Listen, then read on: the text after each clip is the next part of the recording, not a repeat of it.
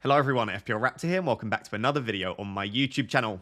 That's right, this is not clickbait. I genuinely think I might be selling Erling Haaland, and I know that's a bit of a U-turn based on what I've been saying this week, but let me explain that in today's video. If you are new to the channel, or maybe you're returning and you're not yet subscribed, please do consider subscribing, but without further ado, let's jump into it.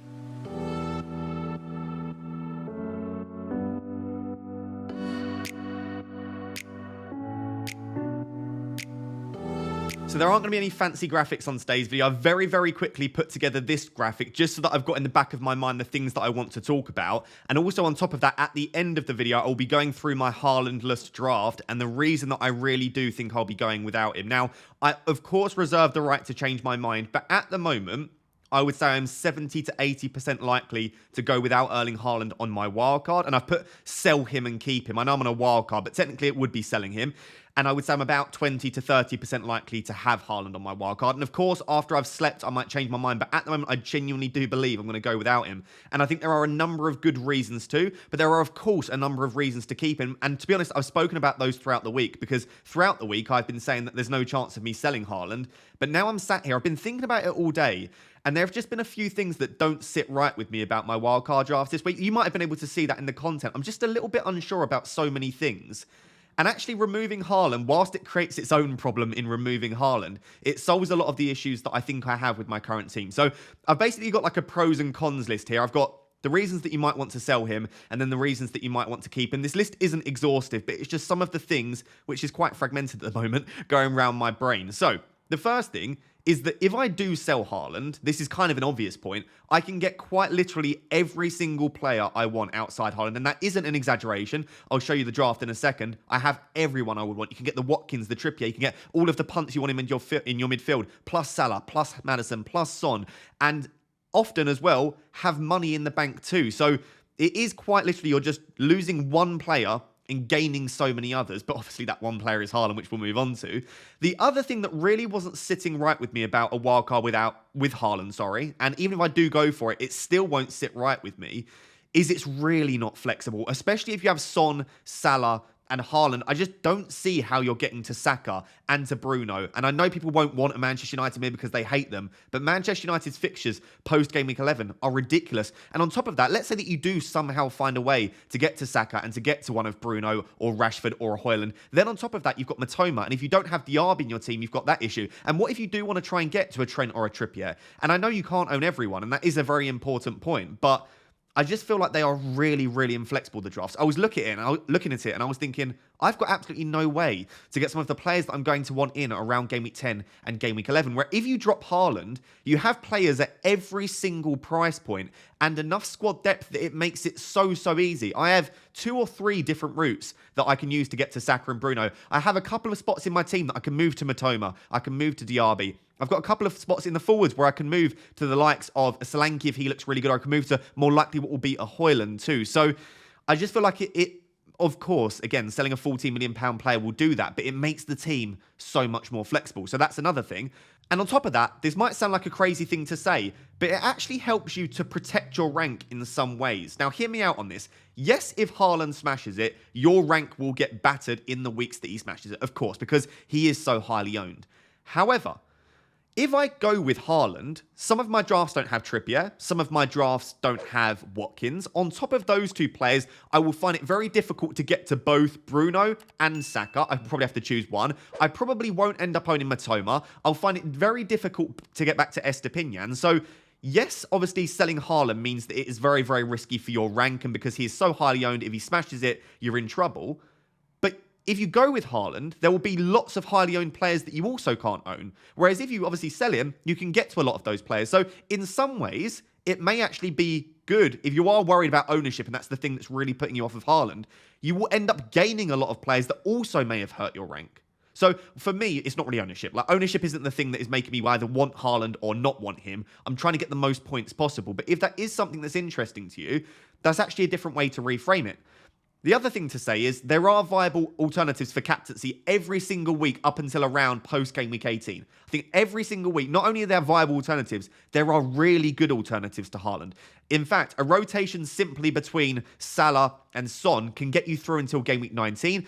On top of that, if you also chuck a Bruno in there, or if you chuck a Saka in there, especially for weeks such as game week 10, in fact, if you rotate between 3 or 4 players, captaincy is actually fine. Now, the issue is no one is as consistent as Erling Haaland. And yes, you could say that Saka looks great in 10 and then Salah looks great in 11, but Haaland is so consistent that that's why we love him for captaincy. You can rely on him. Whereas obviously switching the armband around week on week is very risky because you're often switching it onto players that are slightly less consistent. So I do appreciate that. But what I suppose I'm saying is there are at least viable alternatives at the moment.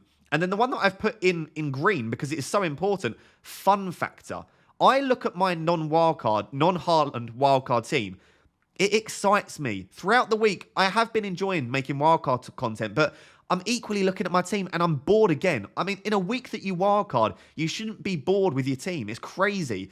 But I put together a couple of Haalandless drafts today, and it excited me. It made me want to play FPL. It got me excited because I can put players in my team that I really want to own. And you can bin off all of the 4 previous points around why I think it is worthwhile going without him. Fun factor alone is enough to make me think that it's worth it. And I really am tempted to go without him as a result. So those are not, again, all of the reasons that you would want to go without, but those are at least some of the reasons.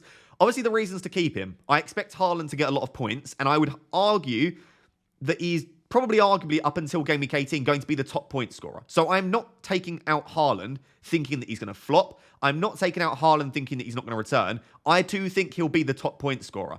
But it's about, is he enough of a top point scorer to justify having a thin squad elsewhere, a weak bench, not being able to move to the likes of a Saka, not having some of the other players that you want? Maybe not. If he is just about the top point scorer and other captains can match him week on week, in some weeks maybe Salah outscores him, maybe in 1 week Saka does, and you get your captaincy right, and the alternatives that you pick do well, then it may not matter that Haaland is the top point scorer.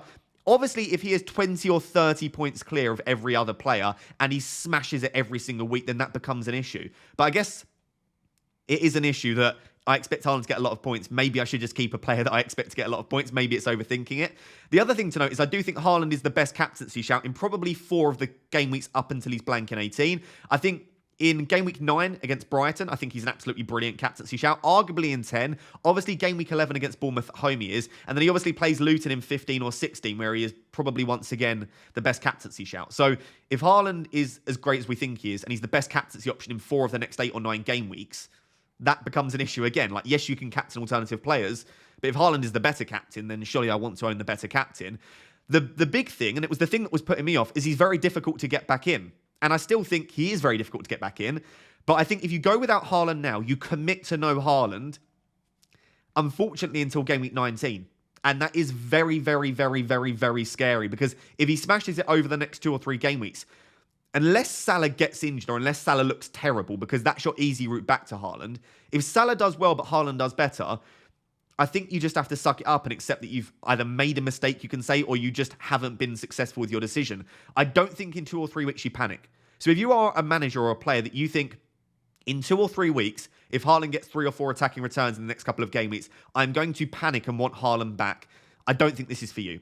I think I am accepting that it is so difficult to get him back in that unless there is an issue with Salah, I probably won't get him back in until after his blank in game week 18. And that is scary, and that is an issue, because again, if he does smash it, then you've either got to take a monster hit, sell Salah, or just accept that you're going to continue to lose rank.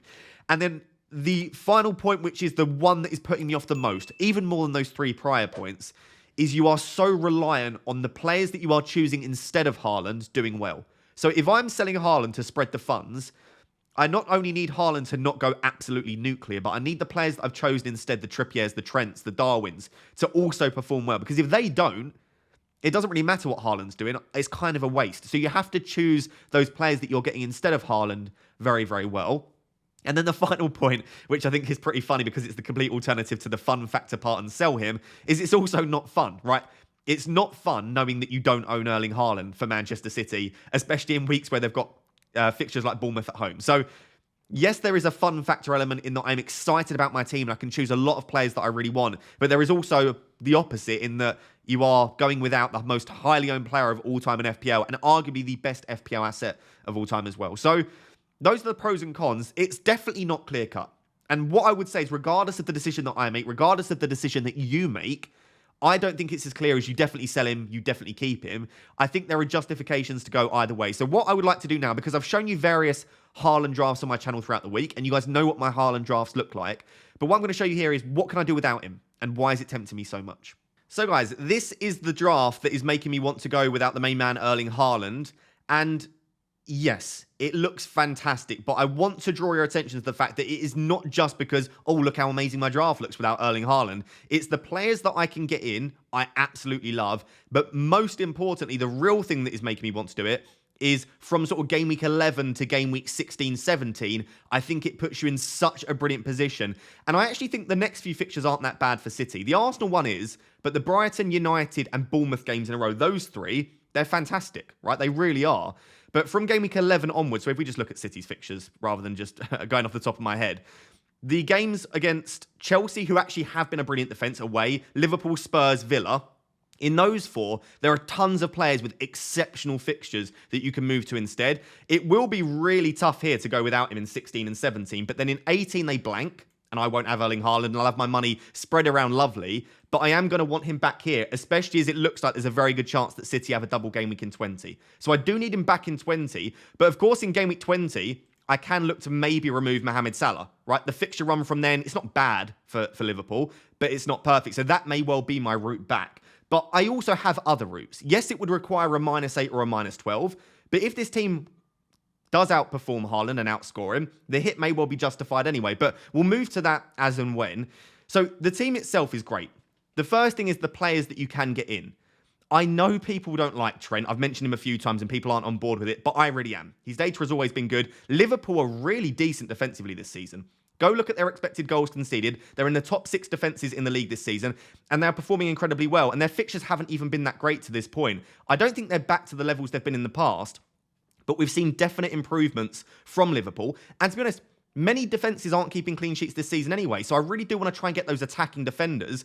And so the idea of getting Trent in feels amazing. And the other thing I like about Trent is, yeah, if it doesn't work, Trent down to Kabore, and I've got 3.9 million to spend elsewhere. That actually gets me well on my way to bringing Haaland back in. Obviously not quite there, but it's easy to downgrade Trent, but I like the idea of starting with him as the most expensive defender. I've also got Kieran Trippier in there, who, if I don't sell Haaland, there is no way I get Trippier in. I've not found a good way to get Kieran Trippier into my team without selling Erling Haaland. So on top of the picks of Udogie and cash that a lot of people have, I can get Trippier, I can get Trent.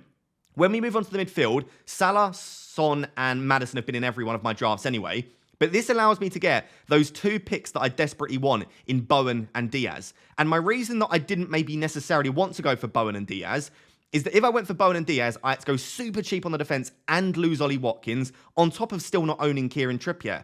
And I just thought it's such a massive risk. But here I can get Bowen, I can get Diaz, and I can also get Watkins, and I can also get Alvarez, like I said, on top of Trippier and Trent, as well as Salah, Maddison and Son. So you can see here, I can't think of a single player I don't have outside of Erling Haaland, and maybe Solanke, who seems to be very popular. But outside of Solanke and Haaland, it has everyone, and it's perfect, right? I have 0.4 in the bank, so I haven't in this draft anyway chosen to leave money in the bank. But you have the option, if you want to leave money in the bank.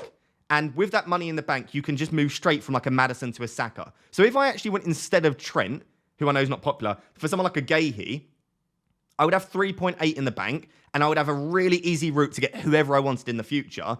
But it feels very passive. Like if you're going to drop Haaland, I feel like you go for it, right? If you're going to drop Haaland, you spread the funds and you really go for it. You don't leave money in the bank, because then why are you dropping Haaland to start with? So I feel like I go for it. But I do have really decent routes to a lot of players. If I want Matoma, I can sell Bowen or Diaz, right? I have the option now. I probably wouldn't want to sell Bowen with the fixtures, but Diaz in particular I can sell.